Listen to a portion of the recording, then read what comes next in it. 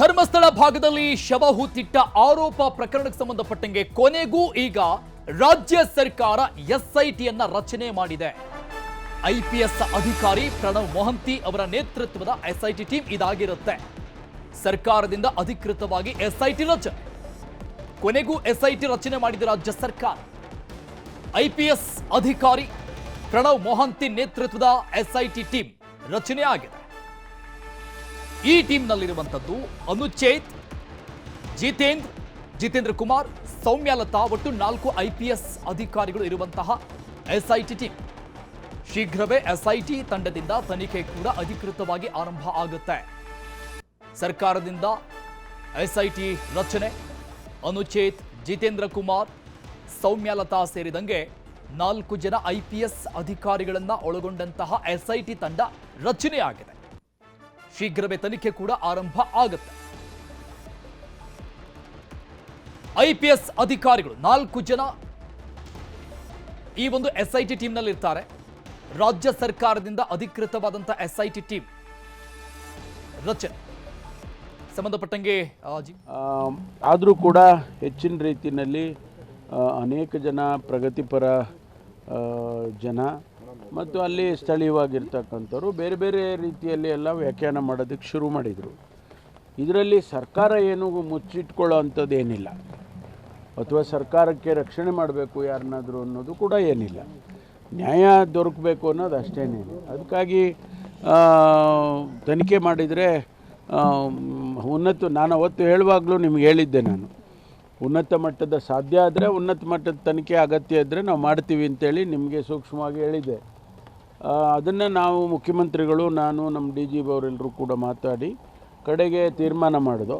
ಆಯಿತು, SITಗೆ ಕೊಡೋಣ, ತನಿಖೆ ಆಗಲಿ ಅಂತ ಹೇಳಿ ಈಗ ನಿನ್ನೆ ದಿವಸನೇ ಆದೇಶ ಹೊರಡಿಸಿದ್ದೇವೆ.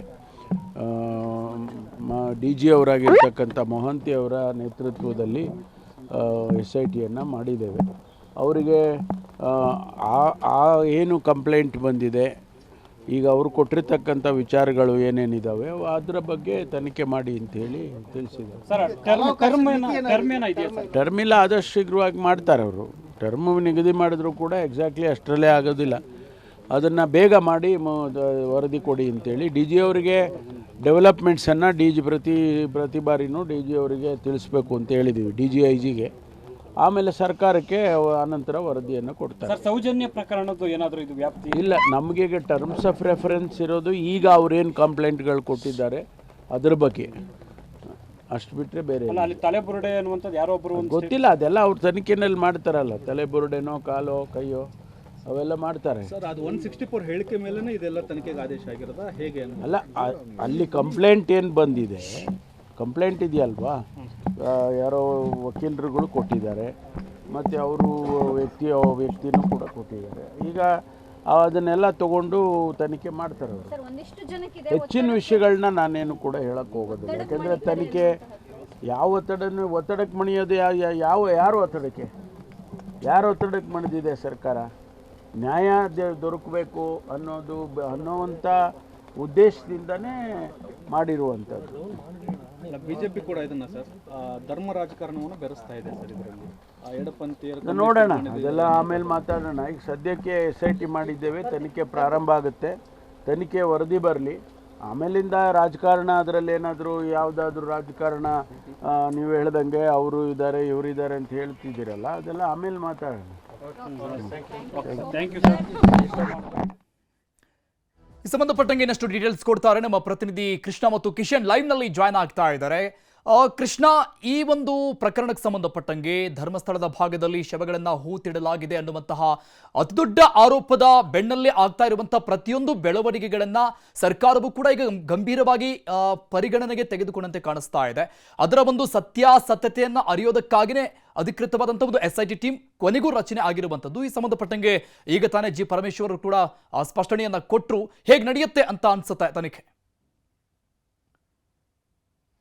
ಖಂಡಿತವಾಗ್ಲೂ ಅರುಣ್, ಇದು ನಿಷ್ಪಕ್ಷಪಾತವಾಗಿ ಈ ಒಂದು ತನಿಖೆಯನ್ನ ಮಾಡಬೇಕು ಅನ್ನುವಂಥದ್ದು ಇಡೀ ರಾಜ್ಯ, ಇಡೀ ದೇಶದ ಜನರ ಆಗ್ರಹ ಆಗಿರುವಂತದ್ದು. ಅದ್ರ ತಕ್ಕಂತೆ ಈಗ ರಾಜ್ಯ ಸರ್ಕಾರ ಕೂಡ ಮಣಿದಿರುವಂತದ್ದು. ಅರುಣ್, ಕಳೆದ ಹಲವು ದಿನಗಳಿಂದ ಕೂಡ ಈ ಒಂದು ಪ್ರಕರಣದ ಬಗ್ಗೆ ದೊಡ್ಡ ಮಟ್ಟದಲ್ಲಿ ಸಂಚಲನ ಸೃಷ್ಟಿಯಾಗಿತ್ತು. ರಾಜ್ಯ ಆಗಿರ್ಬೋದು ಮತ್ತೆ ದೇಶ ಮಟ್ಟದಲ್ಲಿ ಮತ್ತೆ ಅನ್ಯ ರಾಜ್ಯದಲ್ಲೂ ಕೂಡ ಈ ಒಂದು ಪ್ರಕರಣ ಸಿದ್ದು ಮಾಡಿತ್ತು. ಮತ್ತೆ ಕೇಂದ್ರ ಸರ್ಕಾರವನ್ನ ಗಮನ ಸೆಳೆಯುವಂತ ನಿಟ್ಟಿನಲ್ಲಿ ಕೂಡ ಈ ಒಂದು ಪ್ರಕರಣ ಸಾಕ್ಷಿಯಾಗಿತ್ತು.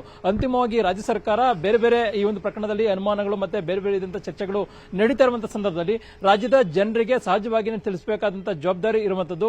ಹಾಗಾಗಿನೇ ಈಗ ಅಂತಿಮವಾಗಿ ಧರ್ಮಸ್ಥಳ ಪ್ರಕರಣದಲ್ಲಿ ಏನೋ ಮಹಿಳೆಯರ ಅನುಮಾನಾಸ್ಪದ ಸಾವಾಗಿರ್ಬೋದು ಮತ್ತೆ ಊತಿಟ್ಟ ಶವ ಪ್ರಕರಣಕ್ಕೆ ಸಂಬಂಧಪಟ್ಟಂತೆ ಅಂತಿಮವಾಗಿ SIT ತನಿಖೆಯನ್ನ ರಚನೆ ಮಾಡಿ ಆ ಒಂದು ಪ್ರಕರಣ ಬಗ್ಗೆ ಸತ್ಯಾಸತ್ಯತೆಗಳನ್ನ ತಿಳಿಯುವಂತ ನಿಟ್ಟಿನಲ್ಲಿ ರಾಜ್ಯ ಸರ್ಕಾರ ಮುಂದಾಗಿರುವಂತದ್ದು. ರಾಜ್ಯ ಸರ್ಕಾರದ ಈ ಒಂದು ನಡೆ ಎಲ್ಲೆಡೆ ದೊಡ್ಡ ಮಟ್ಟದ ಸ್ವಾಗತಾರ್ಹ ಒಂದು ರೀತಿ ನಿರ್ಧಾರಕ್ಕೆ ಕಾರಣವಾಗಿರುವಂತದ್ದು. ಈಗಾಗಲೇ ಧರ್ಮಸ್ಥಳದಲ್ಲೂ ಕೂಡ ದೊಡ್ಡ ಮಟ್ಟದ ಚರ್ಚೆ ಆಗ್ತಾ ಇತ್ತು ಮಹಿಳೆಯರನ್ನ ಊತಿಟ್ಟ ಪ್ರಕರಣಕ್ಕೆ ಸಂಬಂಧಪಟ್ಟಂತೆ.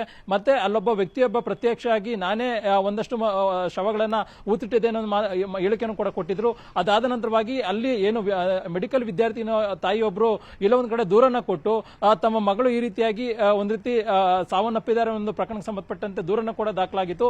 ಈ ಎರಡು ಪ್ರಕರಣಕ್ಕೆ ಸಂಬಂಧಪಟ್ಟಂತೆ ರಾಜ್ಯ ಸರ್ಕಾರ ಅಲ್ಲಿ ಏನು ಧರ್ಮಸ್ಥಳದಲ್ಲಿ ಪ್ರಕರಣ ದಾಖಲಾಗಿದೆ ಆ ಒಂದು ಪ್ರಕರಣಕ್ಕೆ ಸಂಬಂಧಪಟ್ಟಂತೆ ರಾಜ್ಯ ಸರ್ಕಾರ ಅದಕ್ಕೆ ಒಂದ್ ರೀತಿ ಒಂದಷ್ಟು ಮಾಹಿತಿಗಳನ್ನು ಕಲೆ ಹಾಕುವಂತ ನಿಟ್ಟಿನಲ್ಲಿ ಈಗ SIT ತನಿಖೆಯನ್ನ ನಿರ್ಧಾರವನ್ನು ಮಾಡಿರುವಂತಹ SIT ತಂಡ ರಚನೆಯನ್ನ ಮಾಡಿರುವಂತದ್ದು. ಹಿರಿಯ ಪೊಲೀಸ್ ಅಧಿಕಾರಿಗಳ ತಂಡ ಅಂದ್ರೆ 4 ಜನ ಪ್ರಣವ್ ಮೊಹಂತಿ ಅವರ ನೇತೃತ್ವದಲ್ಲಿ ಈ ಒಂದು ತನಿಖೆಯನ್ನ ರಾಜ್ಯ ಸರ್ಕಾರ ಮಾಡಿರುವಂತದ್ದು, ತಂಡವನ್ನು ರಚನೆಯನ್ನು ಮಾಡಿರುವಂತದ್ದು.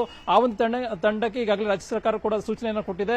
ಸತ್ಯಾಸತ್ಯತೆಯನ್ನು ತಿಳಿದು ವರದಿಯನ್ನ ತನಿಖೆಯನ್ನ ಮಾಡೋದ್ರ ಮುಖಾಂತರವಾಗಿ ವರದಿಯನ್ನ ಶೀಘ್ರವೇ ಕೊಡಬೇಕು ಅನ್ನುವಂಥದ್ದು. ಈಗಾಗಲೇ ಈ ಒಂದು ಪ್ರಕರಣ ಸಂಪೂರ್ಣವಾದ ಹಳೆಯ ಪ್ರಕರಣ ಆಗಿರುವಂತದ್ದು. ಇಡೀ ದೊಡ್ಡ ಮಟ್ಟದ ಚರ್ಚೆ ಆಗ್ತಾ ಇತ್ತು ಈ ಒಂದು ಪ್ರಕರಣದ ಬಗ್ಗೆ ಸತ್ಯ ಹೊರಗಡೆ ಬರಬೇಕು ಅನ್ನುವಂಥದ್ದು.